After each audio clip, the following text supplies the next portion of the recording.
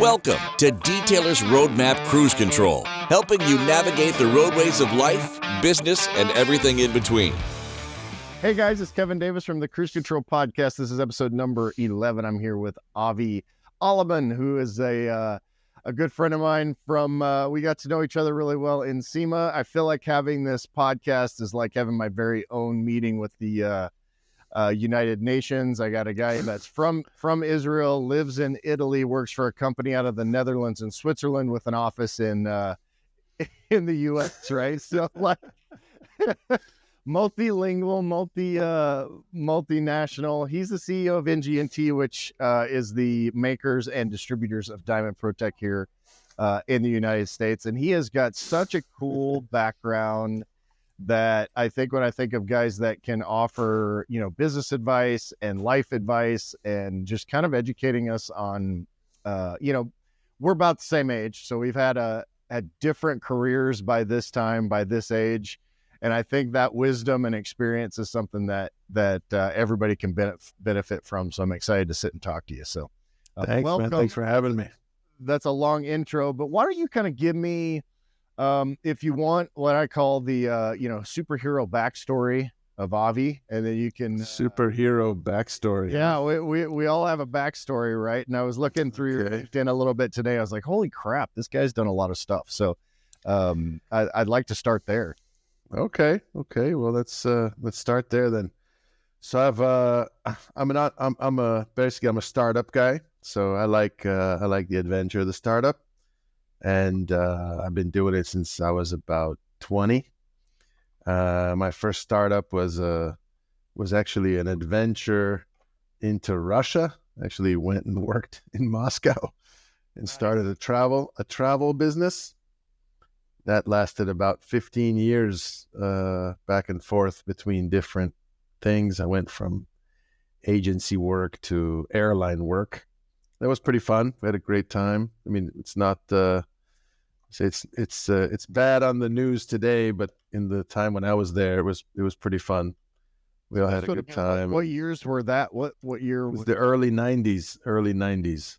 So post kind of just after the wall. Just after the wall came down, I got a piece of that Soviet thing, and then I went straight into the new modern Russia thing. Nice. Which was great. Learned Russian, met a lot of people, probably my best contacts, I think.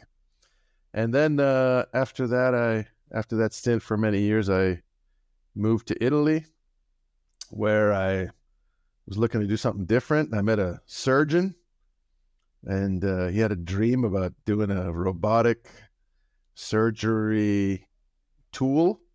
And so we left on another 15-year adventure of developing a robotic arm for basically what's known as scarless surgery.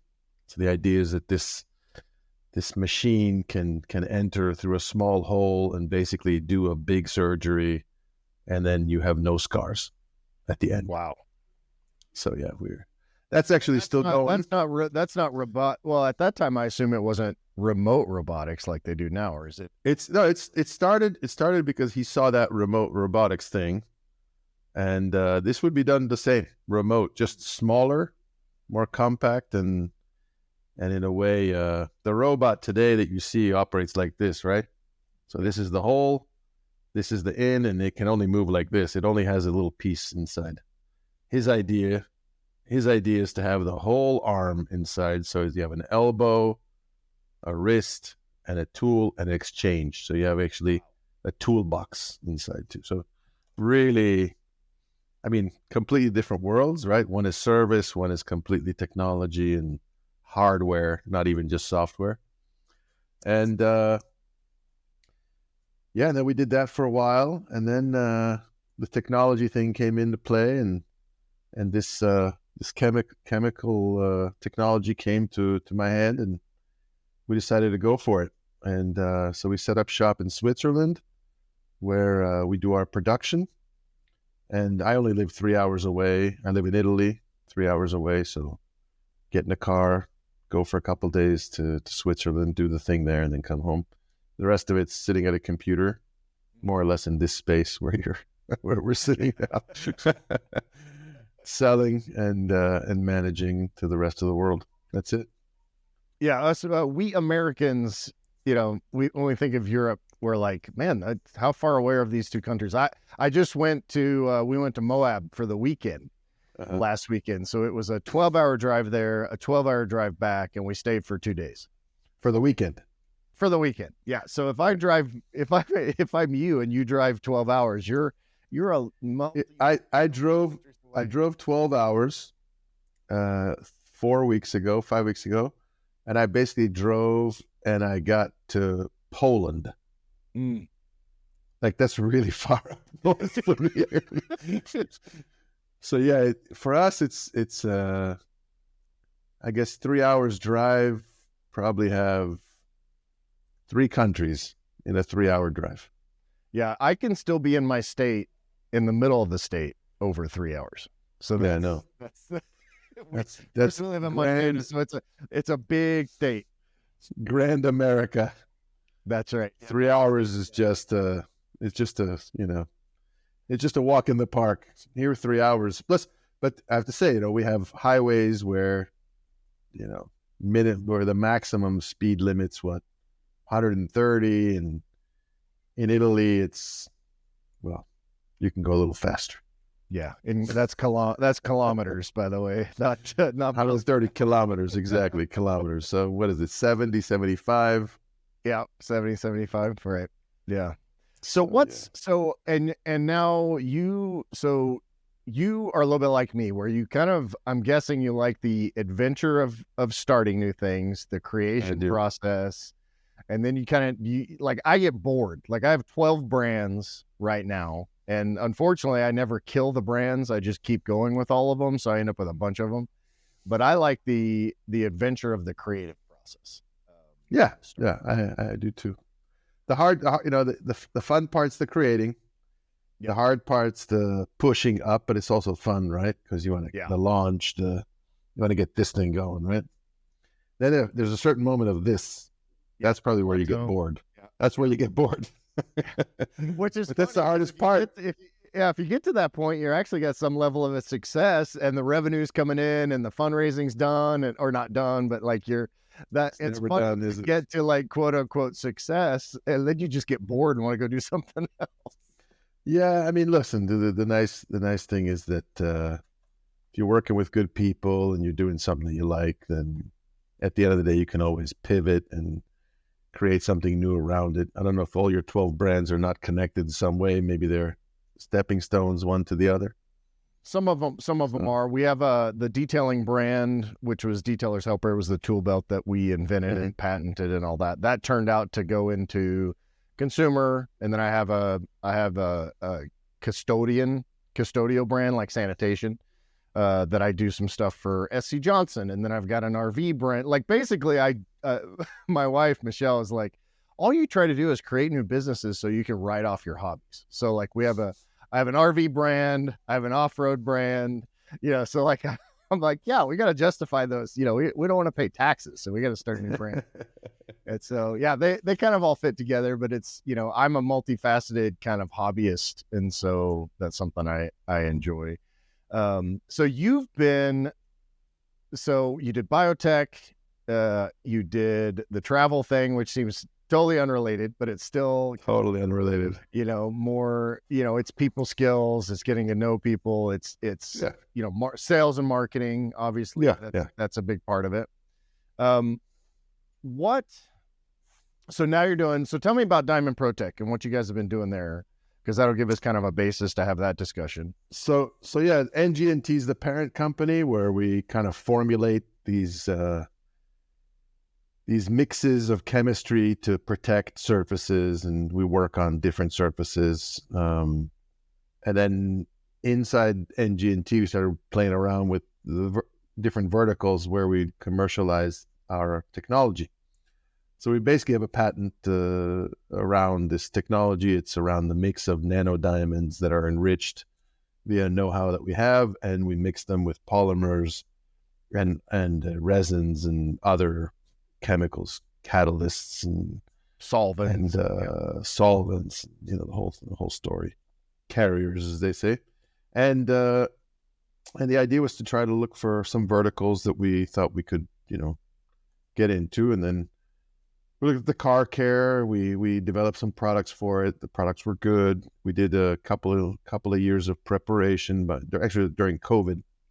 So, all right, just a year and a half before I met you, probably, and we tested them out, and people liked them. So people liked the mix. We didn't have it labeled or branded, or just we had this NG&T brand on it.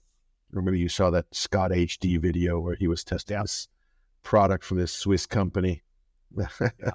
So he received this box from us, this kind of like little test box, and yeah, it was a good thing. I mean, it was interesting because it really did get lots of positive feedback.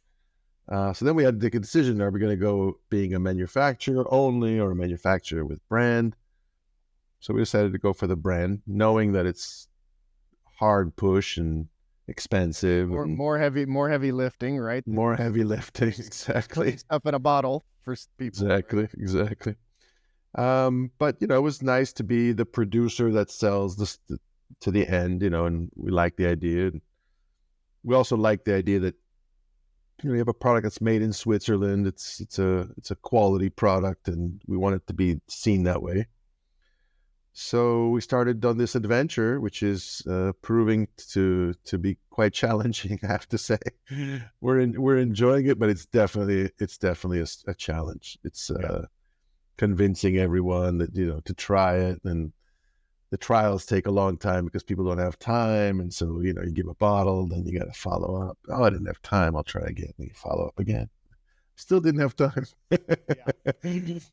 Or, you meet gatekeepers that, like a certain brand, and someone says, well, if he doesn't like it, I'm not going to sell it. And then, you realize that everyone's got a bit of an agenda. Yeah, so the coating industry is weird because it's such a, I don't want to say incestuous because that's probably the wrong term, but it's a very like, if I'm loyal to this brand this week, and I'll say this week because, most people don't stay loyal to the same brand for very long, a lot of times, then it's hard to kind of break into that niche and say, hey, we've got this other different, and everybody kind of believes that all coating technology is the same. Yeah. And there's there's variations. If you look at all the top 5 different coating companies out there, it's every one has a little bit of a different spin, different technical makeup, different composition and chemical makeup, different branding, and different the way they go into the market and all that. Yeah. And then you've got like all these little boutique brands that are effectively rebottled, relabeled, and they're, to my knowledge, the big boys like yourself are not really, rebottling for the small boutique companies. And a lot of those are Korean and Chinese and, different. There's some Americans. There's all kinds. Yeah. No, I mean the source of the bottles a lot. Yeah, I mean the source, even in America, producers, they rebottle for others. Yeah, the sauce is actually interesting because at the end, everybody's making a chocolate cake. Yeah. It's all protective coatings that have similar characteristics, and they do similar things. I guess for us, the unique selling proposition is that ours are very easy to use, so they're very forgiving, which I find from talking to other people that, the more technical you go, the higher longevity, or the more difficult they are to install. You have short drying times, and you got to catch a panel. It's got to be a small square, otherwise you get in trouble. And of course, the second thing for us is that, we're basically producing something that is made slightly different. The nano diamonds that we use and the inorganic polymers that we use, they're not the same as other companies do, especially with our Pro line, because it's 100% inorganic. Yeah, the consumer lines are 99% inorganic. There's a little bit of organic stuff in there. And the reason why we do that is because we were able to kind of break through this sealing, this kind of a glass sealing. You could only use these inorganic polymers very, very thinly, like under a micron, 1 micron. So when you get the polymer in there and the solvent and all that, and it becomes really thin, it becomes really problematic. But these polymers, they brittle, they become hard right away. They just start cracking. And what we were able to do with this nano diamond technology was able to make it kind of armor it, if you want to call it, like armored steel, right? And basically this was really cool because we really, you can tell the difference. You can tell it by the feeling. You can see how it kind of evaporates into the surface that you're applying it to, and so essentially it's becoming easier and easier to use, because you have less headache, less things to worry about. The other stuff is with the consumer part of it is that they're very forgiving. So you leave something on a little longer, you put a little bit more coating on, and off it goes. Yeah. So in that sense, I'm pretty proud of our products. I'm excited to have been part of that, to be part of that, I should say, and to deliver stuff that, we hear back from people. Now, it's not easy going, all the time, because as I like to say, we're selling protection and people are using this part of the brain to buy it. But then this part of the brain says, I want hydrophobicity and I want tactile feel and I want it to be smooth. And they don't always go together, because these two characteristics, which define coatings in a way, because it's what you can see and what you can touch, they're not necessarily aligned with the longevity of a coating, right? Right. The hydrophobicity goes away first, the tactile feel goes away before that. So you need to keep kind of, I don't want to say not fixing them, but, in some way returning these characteristics that you're looking for from a touch and feel and see perspective. We're humans, right? We're not computers. We don't just buy a protective coating because it protects. We need to feel something more, something emotional. And that's kind of the lie of hydrophobicity, honestly, with the whole coating thing, is because the problem with the hydrophobic properties of most coatings is that they create water spots, because they hold the minerals, and then when the sexy bead is gone, guess what it leaves behind? The brother mineral remains. That's right. Then you've got all that. And so, I mean, obviously that's the sexy, right? That's the sexy shot when you've got the beads on it. It was funny because right after we painted my Cobra, it had bare paint on it that literally we haven't even clear coated it or anything. I sanded the base coat and I took this picture. I sprayed a bunch of water on it, and it was completely beaded up. Like, it was like, this was the sexiest seed shot ever. And it was literally 400 grit sanded base coat, had no clear coat or anything on it. And I posted something like, your beads, I just did this with nothing. So, like, stop getting so concerned about your hydrophobic beading. But it's transversal. I'll tell you, it's in every market. It's the same story.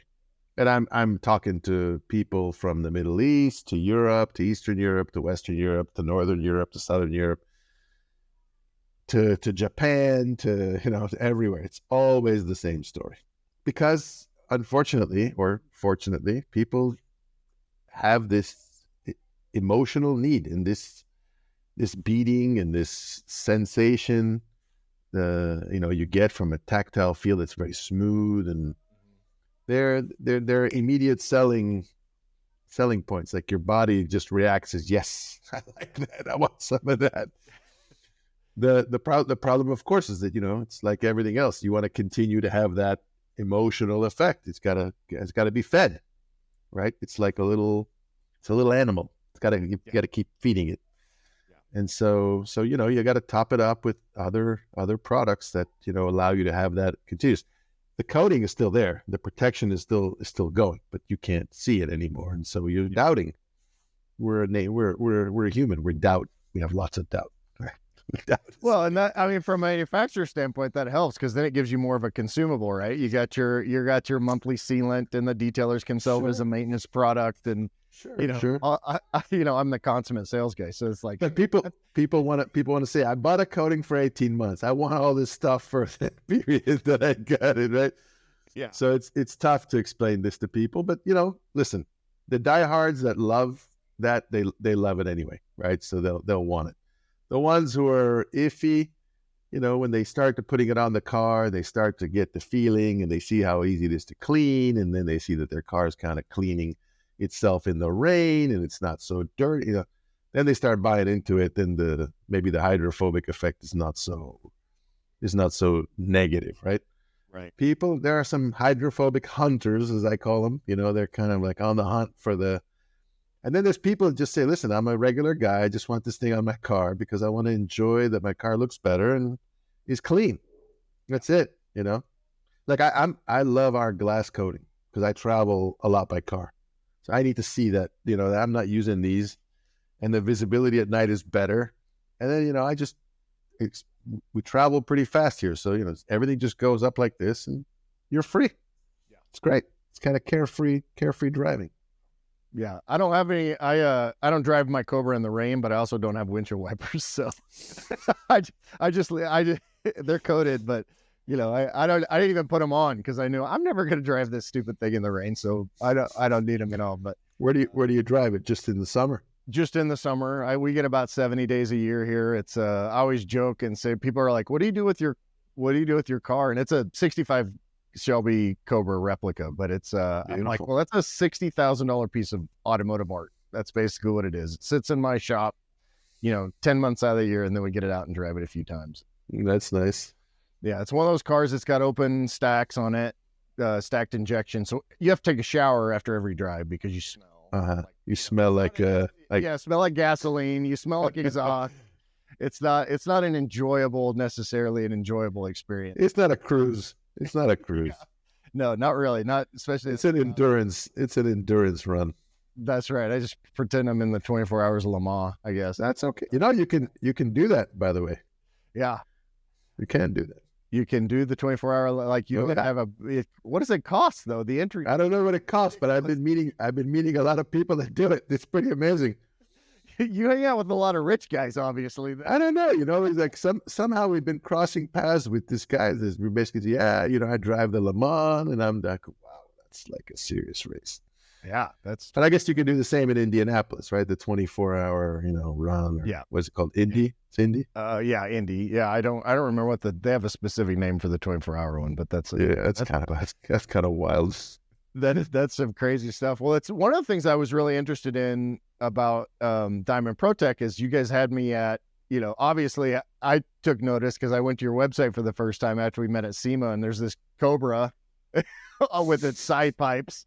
And the heat resistance, and we're not making these podcasts into commercials for a particular company, but I was really interested in the heat aspect of it, which a lot of coatings don't have, and that seems to be universal across the product line. Is that correct? Yeah, the main product that we have is part of the Pro line, but we've extended it also to some of the consumer products. Is actually this inorganic polysiloxane.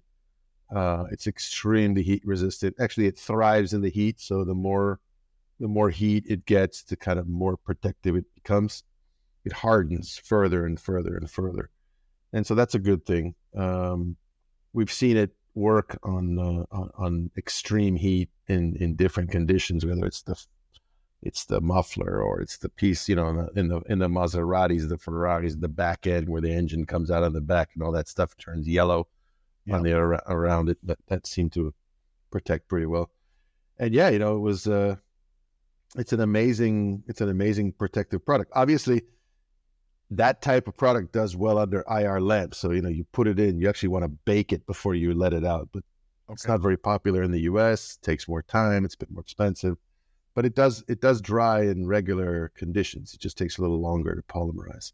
Yeah, there's a couple of coatings that are very IR. Like they basically every picture you see, I think it's C-Quartz. One of their C-Quartz things requires IR lamps, or they want you to do it. It doesn't require because all these coatings more or less can dry. It's a question of how long it takes, how much time you have to leave it there. Also, the other thing with our coatings that I didn't get to mention before, not to do the whole infomercial type thing, but is that.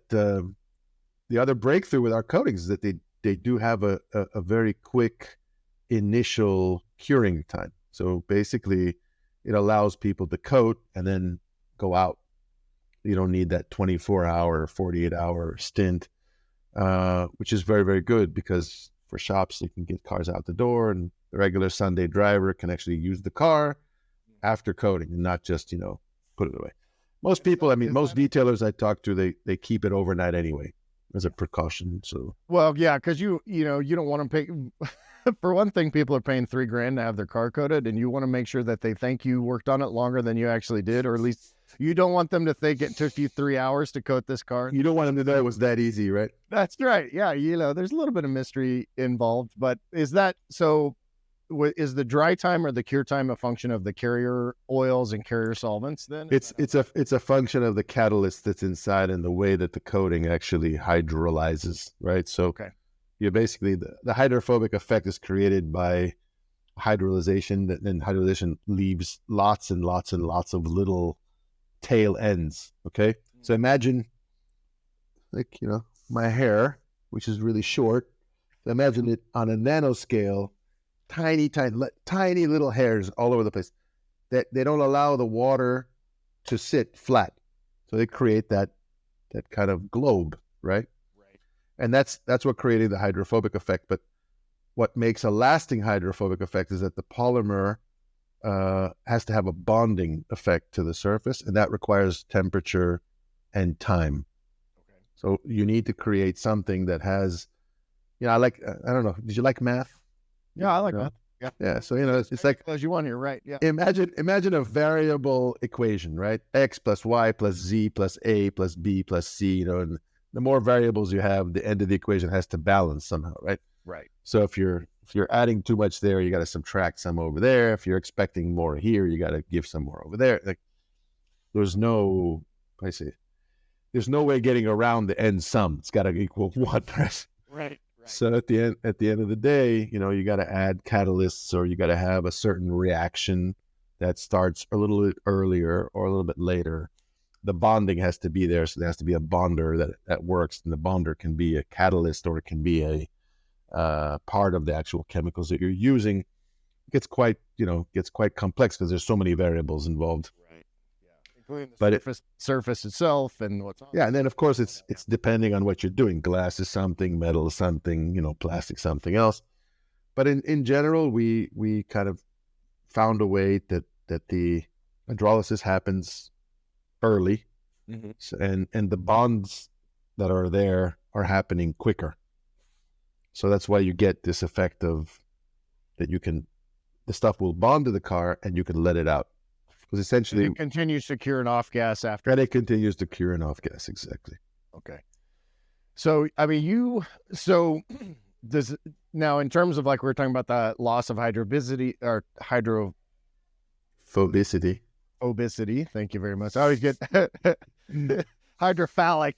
Hydrophobicity versus hydrophilic, which is a whole different thing. But is that a function of those little strands effectively kind of trying to lay back down a little bit, or do they lose that stiffness? I think they get clogged. I think what happens is they get clogged. I think what happens is that these little hairs have very tiny spaces, and in the tiny spaces you get all kinds of dirt, you get all kinds of whatever it is that's out there, and then when you unclog it, usually it comes back, right? But after a while, they kind of probably become dull, right? So they start to kind of lower themselves and become more linear rather than vertical, right? And that's when you start to lose the hydrophobicity completely. Interesting. Yeah, that's even if it's cleaned, even if it's unclogged, right? Because at some point they just go like this rather than this. But the protection's there, because even though protection's there, they're laying down on themselves. They're still there instead of more. The protection layer is there. Like our pro coatings, you got to remove them mechanically. There is no chemical way to get rid of them. Yeah. There's you can really burn it, but you wouldn't do that to your car, would you? No, I'd try not to. Unless I take a rotary to it, which is always a bad idea. But so explain. So the difference between nano diamond technology and so we have there are three basic ones, right? There's two other ones that are basically quartz based and silica based. Are those the typical? I think there's a lot of name playing. On a chemical level, there's, the chemistry is chemistry, right? There's silica carbide, there's silica dioxide, and pretty much that's it, right? But in one country, it's called glass coating. In another country, it's called, liquid coating. In another country, it's called ceramic. In another country, it's called, nano coating, or nanotechnology. So it's more like, Xerox is a copier, but everyone says Xerox, right? Or Kleenex is a tissue, but everyone says Kleenex. So it's a little bit like that. The guy who came first gets to grab the name, and then everybody else, starts to get noticed as the other Xerox or the other Kleenex or whatever it is. Which Xerox did not like that. They actually sued a bunch of people back. I'm sure they didn't. Back in the 80s, when everybody started talking about you go Xerox something, it's funny because they actually weren't very happy about people kind of co-opting that name because everybody started to use it. So. But look at it, it's global now, yeah. Yeah, we know exactly. Xerox that for me. Yeah, right. Which now, this requires paper for all the younger people. It's this white stuff that sometimes get printed on. It's not on. It was a big machine at some point. Now it's all in one scanner, printer, color. Size of a Honda Civic is what they used to be. So yeah. But I mean, the point is that everyone has a different formula for making theirs, and the truth is not in the end product. Is it protective and hydrophobic? The truth is, are you getting what you want out of what you're buying? So is it easy enough for me to use and entice confidence in myself to put it on?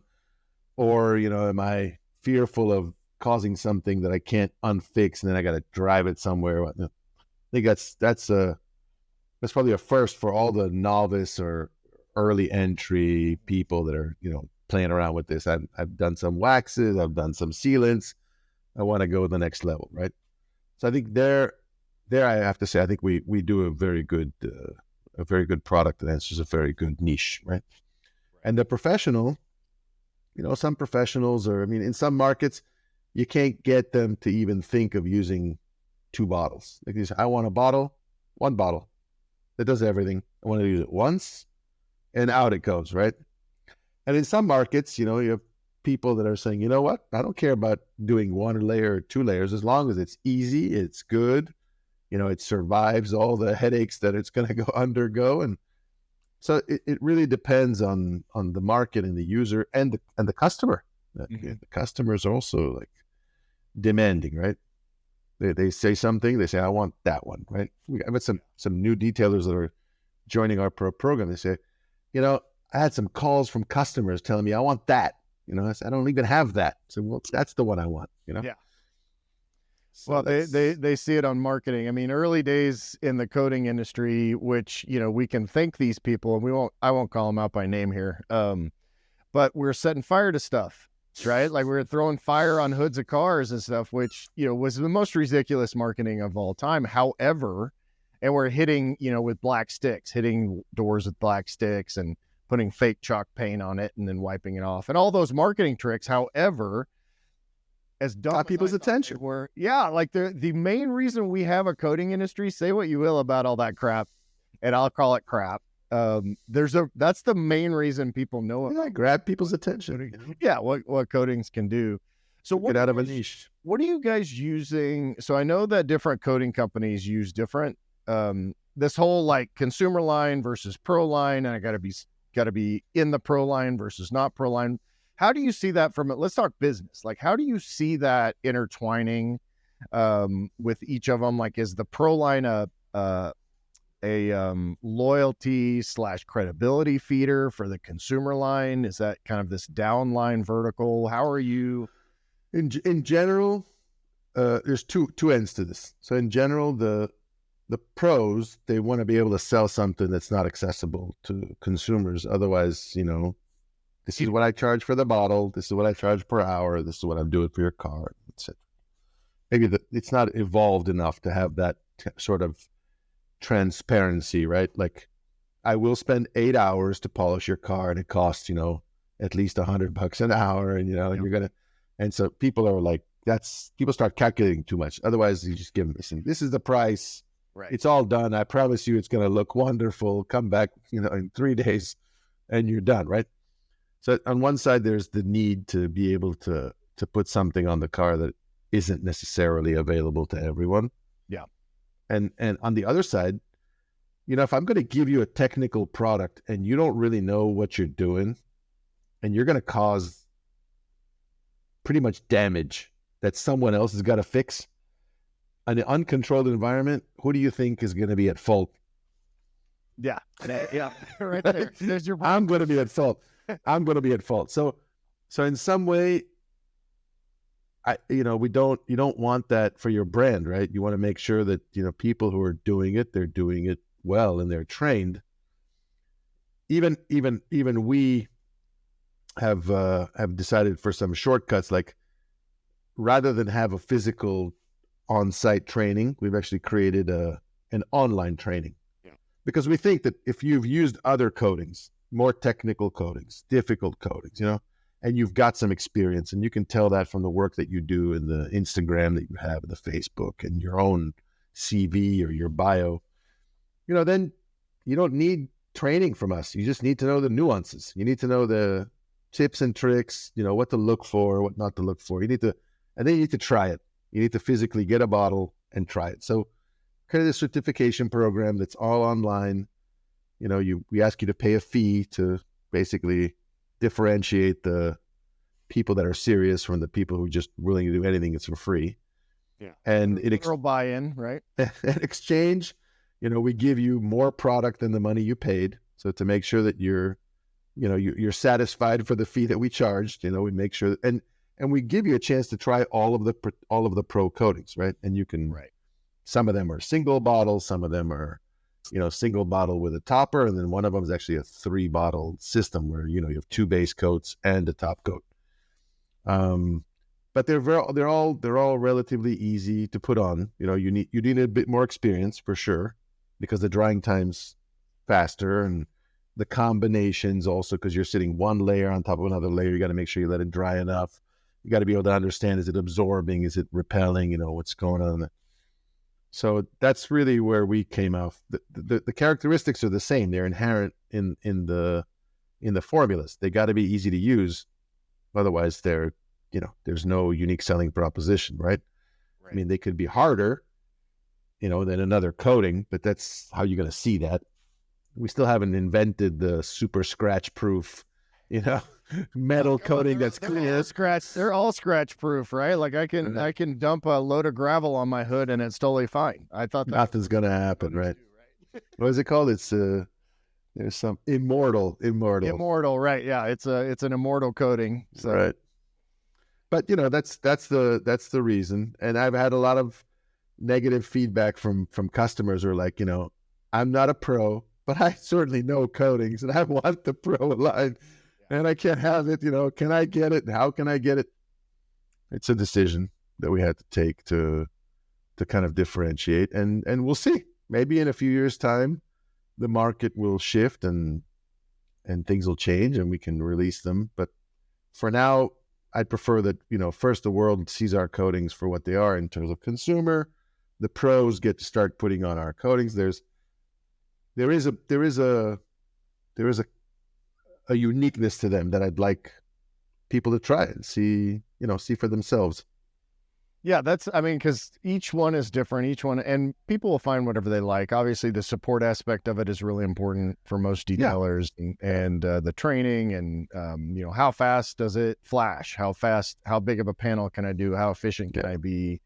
I'm huge on efficiency, so that one makes a big difference. But at some point, maybe there's a prosumer, what they call prosumer version, which is kind of like in between those two, and there's a couple out there that have that. But I see that. I was always curious because I know I've worked for coating companies in the past, on part of the teams, and I know that each one sees that a little bit differently. So it's but I like that differentiation, and I think having detailers in a pro system that is helping to educate the consumer on what those are, which then you have follow-up maintenance products, and it's good for the company to do that. And do you have any kind of like are the detailers so if they coat somebody's car and the consumer wants maintenance products, they just go directly to you guys to buy them? Is that how that works? No, they can buy them through the things. We don't have them yet. We'll just pretend that you still have a full line of maintenance products. Right? So no, we're actually in the process now of final testing of all these maintenance products that we want to release. Young company, certain limited resources, right? We go to market with what you got, and then you make up for the rest as it goes. Yeah. So we're not any different than that, but we want to make sure that they work well with our coatings. That there's all kinds of aspects to it. Like, can you create a maintenance product that actually helps to enhance the coatings, right? Maybe they can help to reinstill that hydrophobicity effect that you don't need to put on too many other products, right? Or that you feel as you're washing it, you're getting that same feeling of, wow, it's like new again, right? So we're trying to do things like that. We're trying to make sure that the water spot removers, aren't too aggressive, that they counteract the hydrophobicity. Yeah, you don't want to try to pull off half the coating. Because in a way, in a way, the water spots are stronger than you need more strong stuff, and then all of a sudden you've lost some other things. So, but in general, that shouldn't really be a problem, and we'll be offering people to buy it directly from us or via the detailer, which I think is actually the better way, because in any case, when you got local problems, you need to see them, you need to be able to look at them. I'm in Switzerland. Unless you're going to drive your car over the ocean, I'm not going to see a problem. Right. Yeah. And are you guys working? So you have a bank of chemists or something? So this is the joke I always tell about the detailing industry is you'll ask a guy that is, usually it's some guy that's putting a label on his products. And I'm a guy that puts labels on products that I buy from a blender. Like, I've never said this, but you'll get this. Yeah. I had a guy tell me that he worked with a chemist out of South America, and they developed this new product for detailing and all that. And I'm thinking, dude, I literally know that you got that from B&B in Denver. But shut up. But like that. So you guys have chemists. You're making everything in-house. Yeah, we do everything. Come from the solvents and all that stuff. It comes from various places. Yeah, we buy all of our chemistry. I should say all of our chemicals. Get delivered to the headquarters, where we sort them. Yeah. And then we store them. And then there's a batch make. Every day there's a different batch that's being made. Every chemical gets tested to make sure that it's good going in. Kind of like, eggs for the cake. You got to make sure that they're not stale or rotten. And unfortunately, we've had a couple of mishaps, some bad chemical that looked good when it was going in, and the reaction wasn't good. And 3 months later, some bottles getting, jellied. And so those things happen, It happened more readily during COVID, when they were like, people were like, we really need to ship this. How about we just put this other crap in this 1,500 gallon? Nah, I mean, it's not you guys. I'm saying suppliers. No, I understand, but it's a major disaster. Some guy just bought some coating. He wants to put it on his car. He gets there. He's all ready. He looks at this bottle coming out of the box. He goes, what is this? This is not safe to put on my car. Yeah. So unfortunately, these things happen, and they take months to then, recoup. Oh, yeah. Right. But we try to do our best to make sure to, take back whatever's not functioning and ship it, recall it, try to be preemptive, Yeah. Because at the end of the day, I want to make sure people have a good experience, and, best marketing is word of mouth. So you want someone to say that they had a good time and that they had a good experience. But then we run this protocol of testing all the raw material. And then, of course, we do the batch. And the batch is kept for a little bit, and we test it immediately, right? So there's a batch test that happens every single time. It's less sexy and technical than it really looks, because it's really about, does it look right? Does it smell right? Does it look real? Some physical activities that you can understand right away the bad lot from the good ones. Right. And then, of course, we run a couple of more tests using some instruments. To make sure that characteristics are similar between batches, right? So you want to make sure that the things are looking good. And then, of course, there's the final. There's the pick. You made 1,000 bottles. You got to pick one, send it to the detailer, and they try it. And the good thing is that you get the immediate effect of it did this, this, and this, and it should be. Okay, great. But you don't know the longevity effects. So every now and then you got to take them and send them to somebody else outside that starts doing other tests using more complicated instruments, like let's say separators or, centrifuges to see how the particles are separating. Are they separating evenly?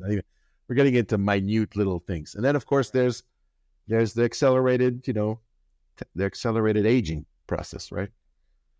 So every now and then we pull the bottle. That's always been difficult for, I think, most people to understand. It's like, hey, our coating lasts for 1,900 years. We started our business 2 months ago, but we know it lasts for this long, right? Like that's people have to understand that that's a simulated.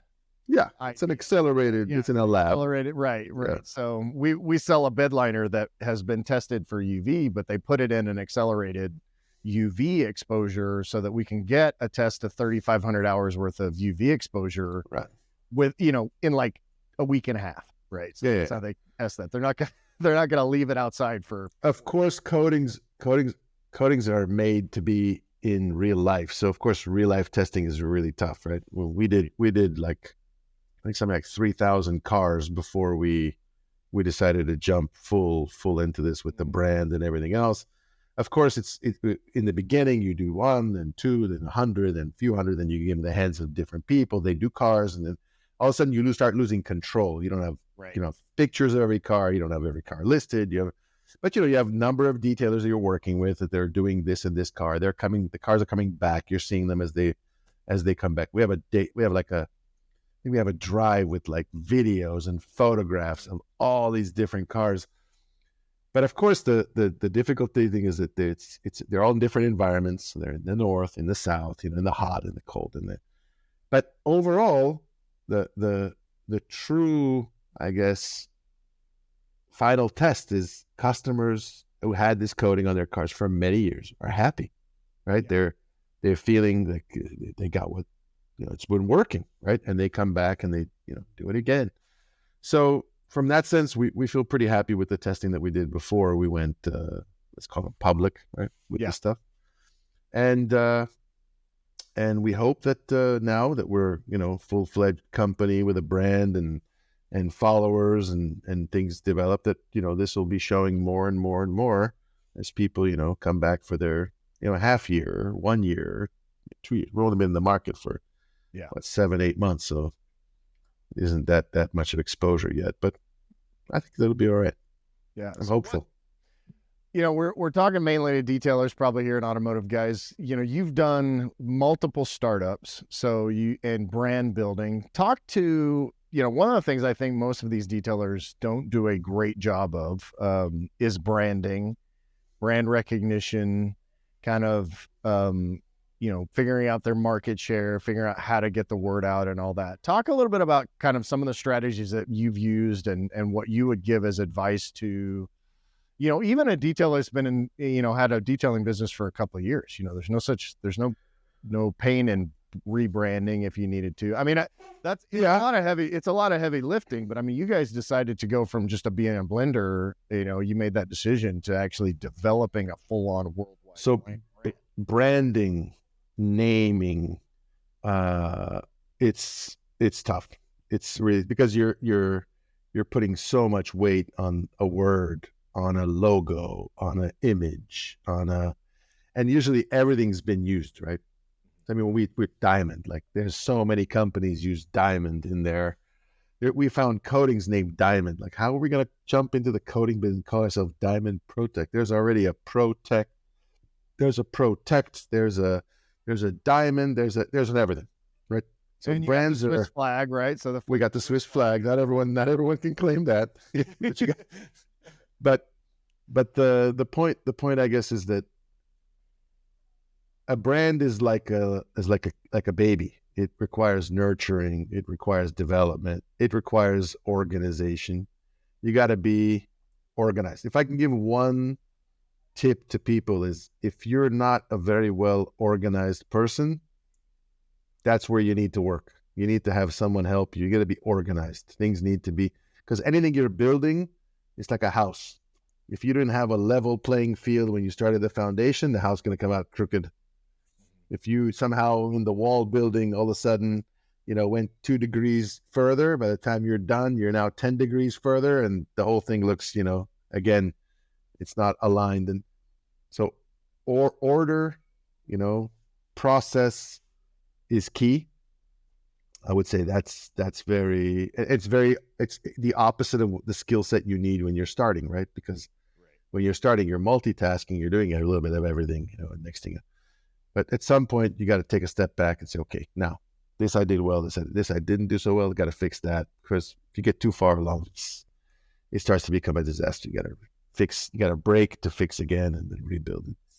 It's better to build those processes up front. And I think that's probably one of the biggest delineations that I see in successful, what I call business owners in detailing versus detailers. I always use that delineation, is that they have definitive processes. They know their numbers. They track everything. It's all that organizational stuff. It's very hard to do when you're doing stuff with your hands, and then you got to take a step back. So in that sense, it's quite difficult. And obviously it's not really some people's passion, right? The passion is the action, not the calculation, not the counting, not the, how am I doing on this numbers or that numbers? And then the second thing I think is, don't get overwhelmed by all this stuff that's around, whether it's social media, how many likes, how many this.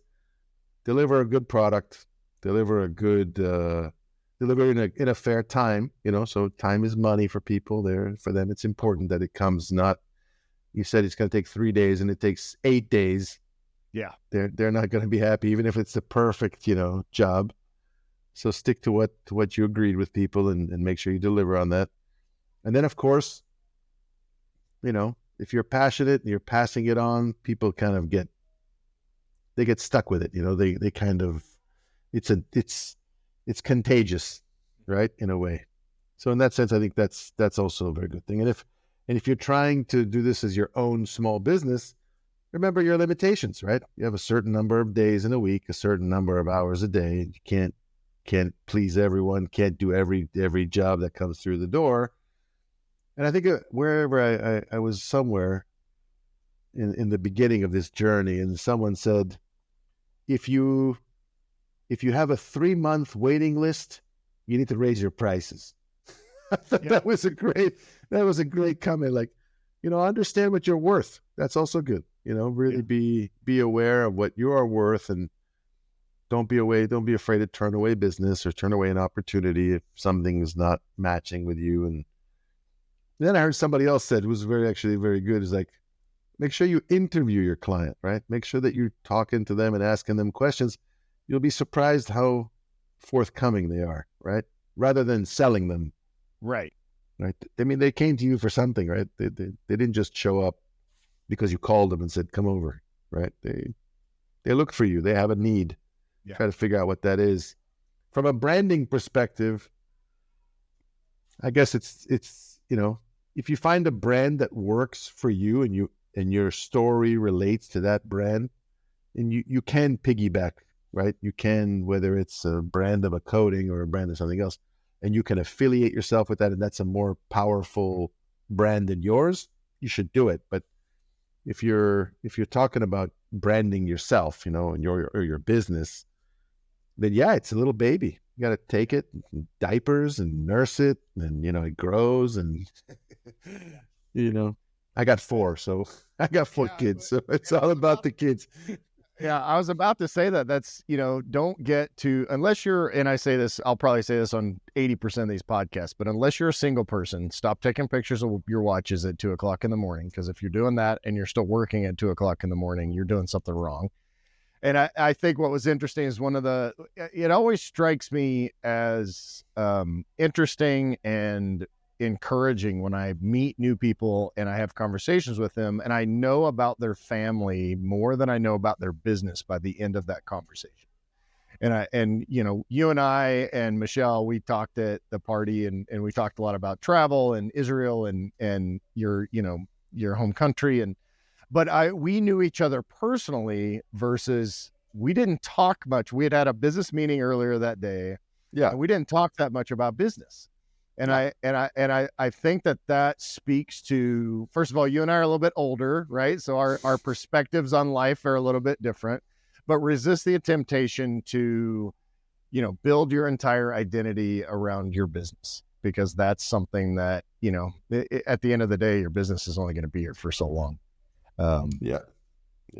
Remember, you're living a life, not just building a brand or a business. Or it's hard though, because you get sucked into it. There's 24 hours a day, and there's probably 48 hours worth of work to do every day. Yep. So how do you manage this balance? Like I just recently went back to the pool for swimming, exercise, and it's like it's such a lifesaver. You forget, because I think I didn't go to the pool for at least 6 months or something, because we were so into it. And all of a sudden I said, wake up, go to the pool. And so don't forget to take care of yourself. That's another thing, Yeah. You're only as good as your health is. So don't forget that it also needs a place. Yeah. Don't forget I always say, don't forget, you're supposed to be building a life, not building, you build a business to build a life, not the other way around. Right. And, that's something that I struggled with really early in my career, and almost cost me my family, honestly. And so that's something I'll never do again, because it's just, yeah. And I mean, I'm one of those guys. I work a lot. I don't really shut off, but we go on vacation, I usually work in those early hours before my wife gets up, and then I can engage and that kind of stuff. So it's one of those do as I say, not as I do necessarily. But listen, you're overachievers or people who have high ambitions. It's hard to be, programmatic. It's hard to really just say, okay, from 8 to 10, I'm doing this. From 10 to 12, I'm doing that. From 12 to I'm turning off at 4. One of my businesses, I had this partner. He was incredible. He would between 4 and 6, he would just turn off. That's it. And he knew, and that was his slot. He didn't give it for anyone anything. I'm just gone to the gym between 4 and 6. Yeah, it would work early in the morning. It would work late in the evening, but very, very structured in that way. Most people aren't, right? That's when I do my workout, actually, from 4 to 6. It's a good time, right? There's less people in the gym. There's less people around. You got the hours in the evening to continue working if you need to. It makes you get up early in the morning. It's okay. But it's hard to be methodological and constant, and that's tough. Yeah, especially for businesses like detailing, when you have, more demands of clients and all that. But there's ways to schedule your clients. There's ways to schedule those jobs. There's ways to say, hey, this won't be done until 11 tomorrow morning. Whereas if you stayed up till 10 o'clock, it would be done at 8 in the morning. And so kind of looking at your schedule and being able to be more deliberate about how you do that. Yeah. Plus, people are always in a hurry. They always need something that, they can't really have. And every now and then when they're told no, they kind of say, okay, fine. Yeah. They'll take as much. Most people will take as much as you'll give them. You said, make sure you interview your clients. And, I'm a big proponent of make sure. I've fired a lot of clients over the years on very, in very different industries, but, especially the ones that I I have this thing where I always call it the a-hole tax. If you want to be that way, prepare to pay to be that way. But in most cases, with me in particular, I'm like, there's no money in the world that you can give me that makes it worth having to deal with you. So if you have, let's hope you minimize those. That's what I can tell you. Well, yeah, that's the thing. You have to almost, it's like, hey, this isn't just, this relationship isn't working out. I think it's time for us to see other people.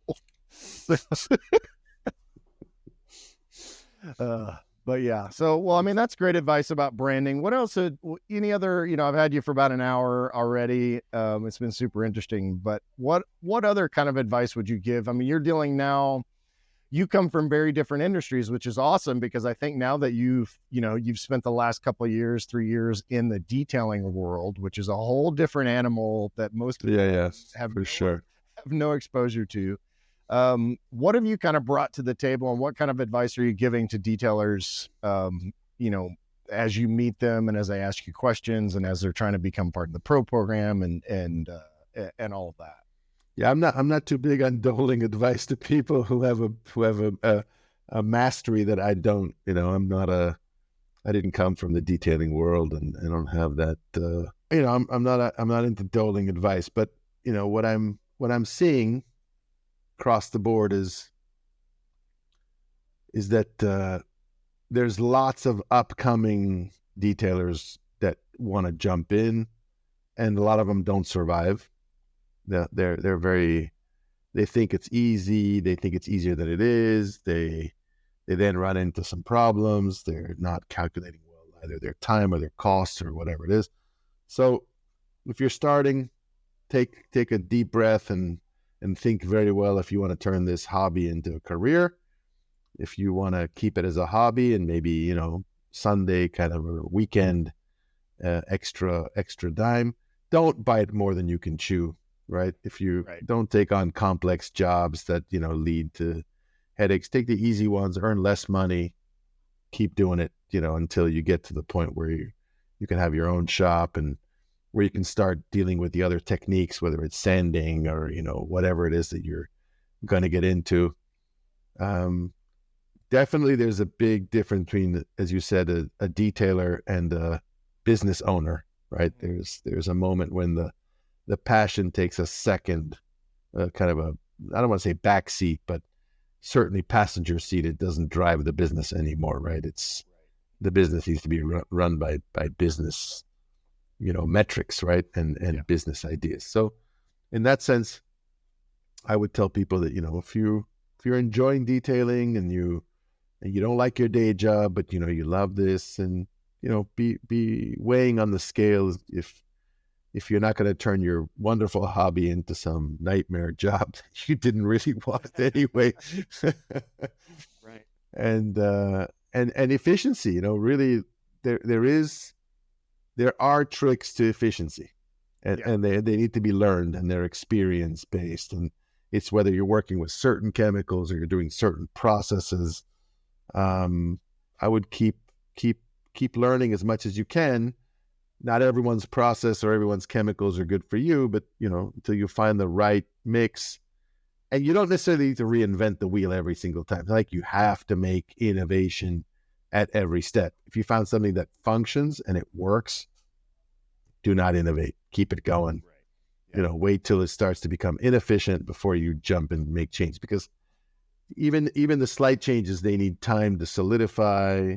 You need to consolidate them. You need to learn how to make them, the fine tuning, tweaking that makes it even more efficient. And, after a while, when you're comfortable and you say, okay, I want to up it a notch a bit, then you can.